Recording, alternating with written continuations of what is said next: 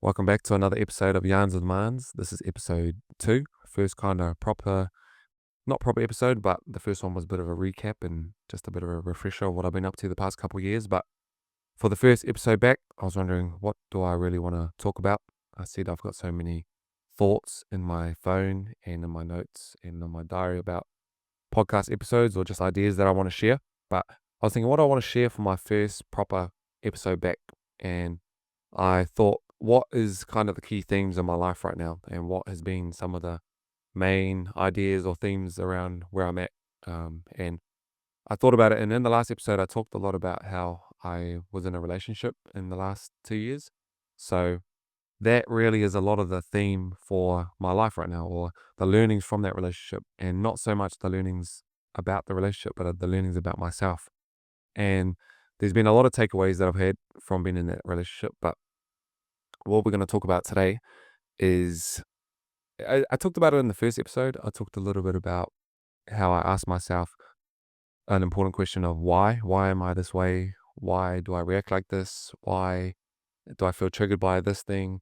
And so that's been probably one of the most common frequently asked questions I've asked myself in regards to being in a relationship. And I remember I heard this quote, and it said, romantic relationships will show you or teach you or reveal to you what is unhealed from your childhood or from your past and things like that. And I guess things that have been unconscious, and it'll bring it to the light. And I found that firsthand from being in a relationship. And it taught me a lot of things that I didn't even know were there. And so today, what we're going to talk about is attachment types or something along those lines.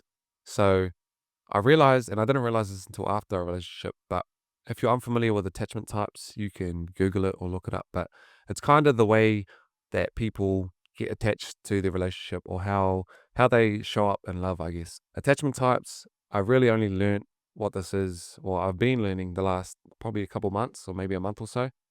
And I realized that my attachment type, well, I don't like to fully identify with this or put my whole identity into being it, but I realized that if I was to put my finger on what kind of attachment type I would have, it would be an avoidant attachment type.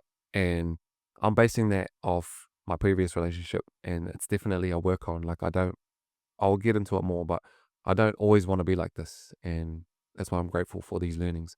But an avoidant attachment type, in summary and short, is someone that really loves their independence. They love their freedom. They don't like to feel smothered or suffocated or controlled. They kind of just like to live life on their own terms, still while respecting boundaries and things like that, obviously, things that come with a relationship. But I realized that I'm someone that really, I feel like for the majority of my life, I've been hyper independent. Like, I really love my own company, and I've always loved my own company. I can do things by myself all the time, have been like that since I was a kid.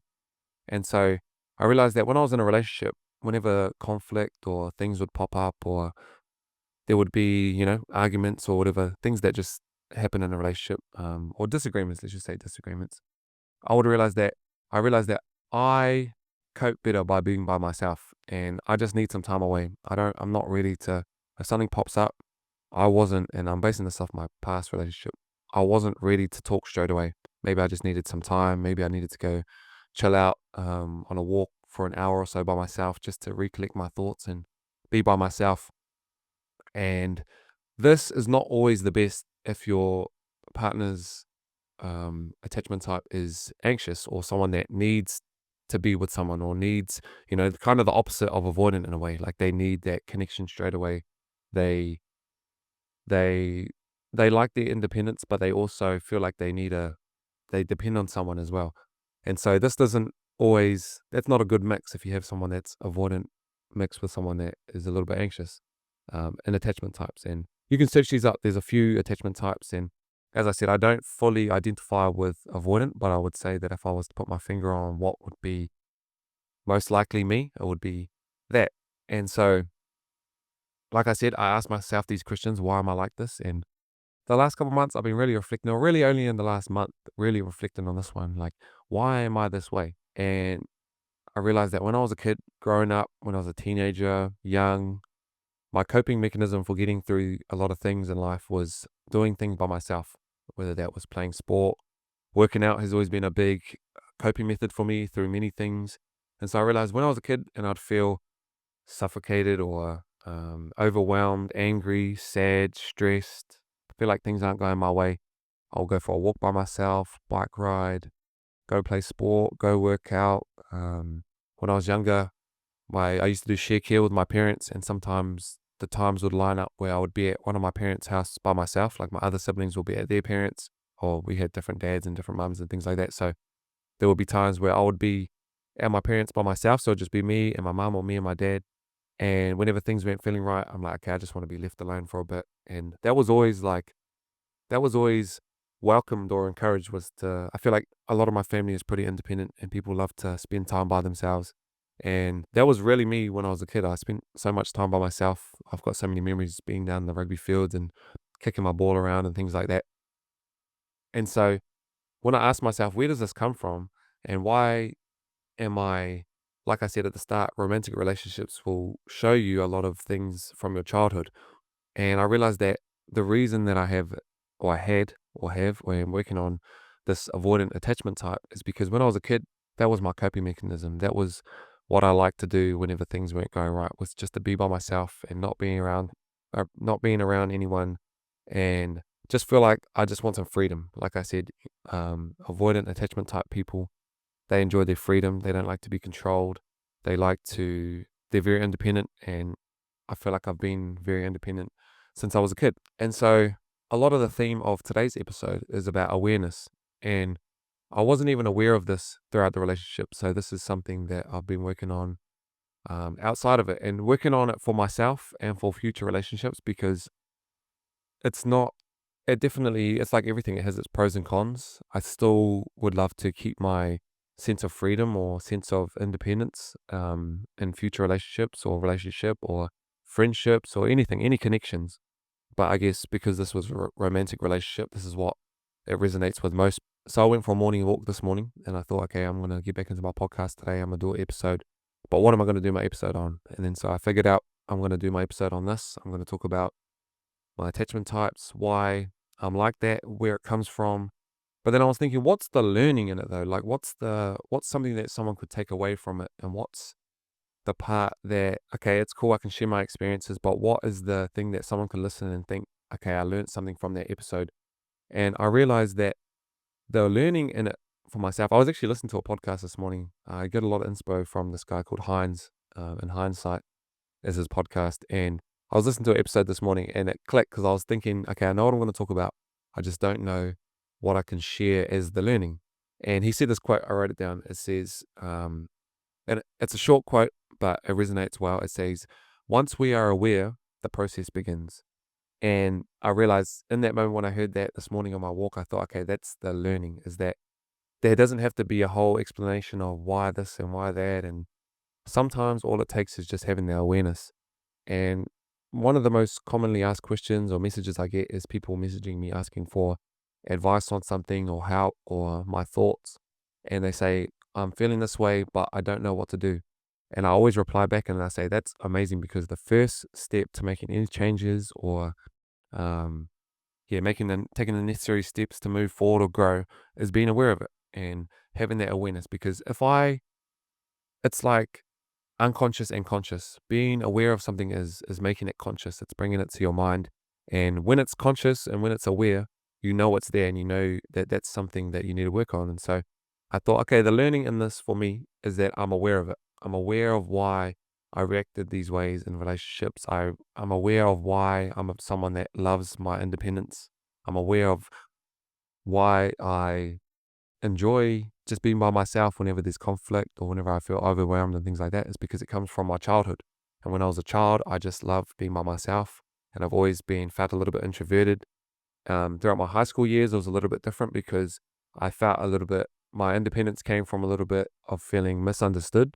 Like I felt like no one really got me. No one was really on the same wavelength as me. I felt like when I was younger, I was super locked in and focused on my goals, and I wasn't really trying to ride with any distractions and things like that. So I was just super focused on, even if I'm all I've got, then that's cool. That's all I need to make my dreams a reality. And so I spent a lot of time spent a lot of my high school years and my younger years growing up by myself. And so now that I'm aware of that, I'm aware that the reason that in my previous relationship had an avoidant attachment type is because of that. I brought it to my awareness. So now I can start making the changes, or even just learning about what steps need to be taken so that I don't always show up like this in relationships. So that my partner in my next relationship or future relationships or friendships can feel seen and heard, and don't feel like I guess if you're on the other end of someone with an avoidant attachment type, it may seem like this person doesn't care, like they have no empathy for you, or you don't feel seen or heard. And so it obviously is rough to feel like that. And I don't want anyone to feel like that. So I want to make these changes, or I definitely don't want to move away from being someone that loves their independence and their freedom, because I feel like that's what makes me me, and that's what makes me unique. And so it's just about learning to adapt and living with those, and learning how you can honor someone else's feelings and wants and needs as well at the same time, as well as not compromising your own peace. So that's the learning in it for me. And I remember I actually screenshotted a quote in my phone the other week, and it says, identifying the pattern is awareness, choosing not to repeat the cycle is growth. And I resonate with that fully. I'm like, yo, that's me. I know what the cycle is. I know what the pattern is. Now, choosing not to repeat that cycle in my next relationship is growth. And that's how we learn. And so that's why I'm always grateful for, even though previous relationship didn't work out, it's okay, because it taught me so many things about myself, and it revealed to myself so many things that were unconscious for me or unhealed, and things that I need to put some energy into. And so I'm so grateful for those learnings. And then also, another part kind of popped up in regards to this a couple of weeks ago, and it's a little bit off topic in regards to the attachment types, but I was hanging out with someone 2 weeks ago, and she said to me something that really like clicked, because I try, I'm a bit of a, I'm always thinking, or I'm always analyzing things. And so if someone says something to me and I feel triggered by it or anything like that, I'm like, hey, why do I feel triggered like that? And I didn't feel triggered by this, but it just made me think, and it just planted a seed in my mind of thought. And she said something nice, and I think I must have smiled or something like that. And she said, I can tell that you really like words of affirmation. And immediately I was like, nah, words of affirmation isn't my love language. I love quality time and other things. And like in my mind, I've just been fixated on the thought, not even fixated, but I've just been adamant that words of affirmation isn't my love language. And that's because when I was younger, I always used to want words of affirmation after having a game, I always used to want to have, when I was younger, I always used to want words of affirmation after a game, or someone tell me they're proud of me, or someone tell me that I had a good game, or I'm going to do great things in life and things like that. And that did happen. People did tell me that. But sometimes when I would want it and it wouldn't happen, I learned to give those words to myself. And so since a teenager, I've been stubborn and thinking that, oh, I don't need words of affirmation because I just give that all to myself anyway. And I learned that I actually love words of affirmation. Everyone loves hearing nice things about themselves. Obviously, I've done episodes on this in the past about treating love and hate the same. You can't get too caught up on the words of affirmation and the compliments and the praise, but just appreciating it. And it's nice. Like to me, I always think I don't like words of affirmation because I give it all to myself anyway. And so hearing words of affirmation, it's kind of just like confirmation for me of what I already know. So it's nice to hear good things about yourself. But my point is that because I've been so independent since I was a kid and feeling like I can just do everything myself, I thought that I didn't need words of affirmation from others because I just give it to myself. And I think the learning in that is about trusting others and trusting that we don't need to do everything by ourselves. And I feel like as a kid, I always felt like I needed to just do everything by myself, and that I'm all I ever needed, and not really trying to depend on people too much. Like I've depended on a lot of people, my parents and things like that throughout all these years, but just at the whole, in a feelings kind of way or an emotions way, like not relying on others to validate me and just being okay with myself. But I learned that it's actually cool and it's okay to depend on others sometimes in those ways. And sometimes we might not be feeling 100. Sometimes the words of affirmations might not be as positive or as confident as they usually would be from ourselves when we're not feeling our best. So it's nice to hear that from others, and it's kind of just confirmation of what we already know. And so how that relates to the point is that as a kid, I thought I could do everything by myself, and I thought that I just wanted to be by myself all the time and never needed anyone to help me. But I've learned that we have to trust others as well, and trust that people, and obviously you have to read and be aware of other people's intentions, if the intentions are pure and what they really want to get out of helping you or giving you those words and things like that. But I feel like the whole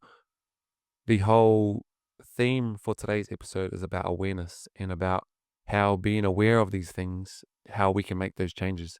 So I'm aware that when I was a kid, I enjoyed spending time by myself, and I'm aware now that how that showed up in relationships, how it can be confusing if you have a significant other and you go from you go from the lovey-dovey phase of talking to them all day every day until it gets to a point where after a while I was just like, okay, I don't feel like we need to talk every day all day, so maybe we can just pull off a little bit. And I get how that can be confusing for someone that is not used to that, or someone that has been triggered in the opposite way of someone that's got the push pull kind of thing going on with them. And so yeah, so many learnings, so many, like, I have so many episodes to share, so many thoughts to share from my previous relationship because it revealed to me so much. But this is one of the most important things that it revealed to me is why. Like, I always do everything by myself, even to this day. And I'm just like, it's just about finding that balance. I'm a Libra, I'm really big on balance. So it's about finding that balance and learning how we can heal with others and then heal with ourselves, because when I'm by myself, that's so peaceful for me. Like in my own company, I think that's why I love being by myself so much, is that I'm peaceful by myself. And so if I'm going to be with someone or be in someone else's energy, it needs to be contributing to my peace or adding to my peace or just maintaining my peace. Like, I think that's why I love being by myself so much, is because it's so peaceful and I know I'm going to be good by myself. Like I'm going to be sweet, but it's just about trusting that someone else's energy and intentions are pure and that they're going to be contributing to my peace. So yeah, that's today's episode, is learning about why I am the way I am. And I still have so many other experiences to share on why I am the way I am, but that's my first proper episode, and really just wanted to come on and share these thoughts, and hopefully you can resonate. I mean, I did find it hard at the start to find what the learning was or what the teaching was, but once I realized that actually the awareness itself is the teaching, is the gift, I thought maybe some people could resonate with that and take something away from this. So yeah, there's a lot to unpack in this. Man, I think it's just important to ask yourself that question, because since coming out of a relationship, that's what I've been asking myself is, okay, why did I react like this? Why, whenever there was conflict, that I wanted to be by myself? And then I could put my finger on it. And so that's why, even though relationships and things don't always work out, I'm always grateful for the lessons and the learnings that they give me, because, yeah, learn so much about myself. Can't wait to share some more of these learnings. And yeah, I hope you can get something out of this episode. Hopefully, this can help bring something to your awareness that maybe you're avoiding or trying to deny or sweep under the rug.